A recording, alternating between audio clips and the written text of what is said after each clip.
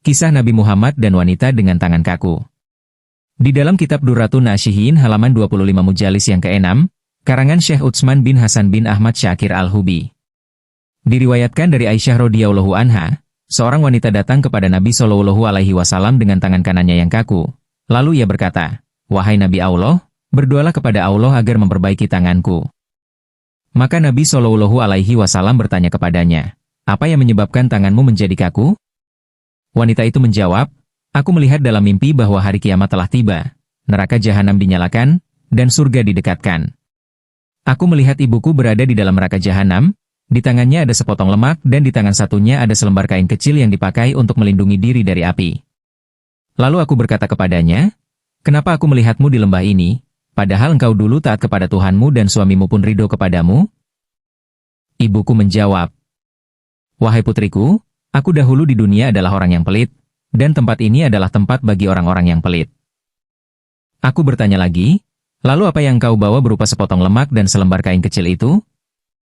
Ia menjawab, 'Itulah dua hal yang aku sedekahkan di dunia, dan sepanjang hidupku aku tidak pernah bersedekah kecuali hanya keduanya.'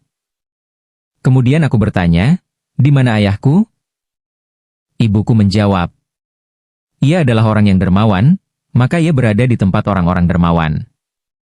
Lalu aku mendatangi surga dan melihat ayahku sedang berdiri di sisi telagamu wahai Rasulullah, sedang memberi minum manusia.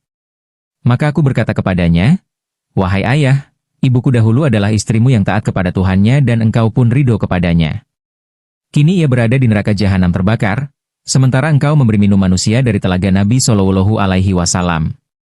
Maka berilah ibuku seteguk dari telaga itu.' Ayahku menjawab, 'Wahai putriku, Allah mengharamkan telaga Nabi Shallallahu alaihi wasallam bagi orang-orang yang pelit dan orang-orang yang berdosa.' Lalu aku mengambil sendiri segelas dari telaga itu tanpa izin ayahku. Lalu aku memberikannya kepada ibuku yang sangat kehausan. Setelah ia meminumnya, terdengarlah suara yang berkata, 'Allah akan mengeringkan tanganmu karena engkau memberi minum seorang pendosa yang pelit dari telaga Nabi Shallallahu alaihi wasallam.' Maka aku terbangun, ternyata tanganku sudah kaku." Aisyah radhiyallahu anha berkata, ketika Nabi Shallallahu alaihi wasallam mendengar perkataannya, beliau meletakkan tongkatnya di atas tangan wanita itu seraya berdoa, "Ya Allah, dengan hak mimpi yang telah ia ceritakan, perbaikilah tangannya." Maka tangan wanita itu pun sembuh dan kembali seperti semula. Kemudian Nabi Shallallahu alaihi wasallam bersabda, "Kedermawanan adalah sebuah pohon di surga, ranting-rantingnya menjulur ke dunia. Siapa yang mengambil salah satu rantingnya, ia akan dituntun menuju surga. Dan kebahilan adalah sebuah pohon di neraka,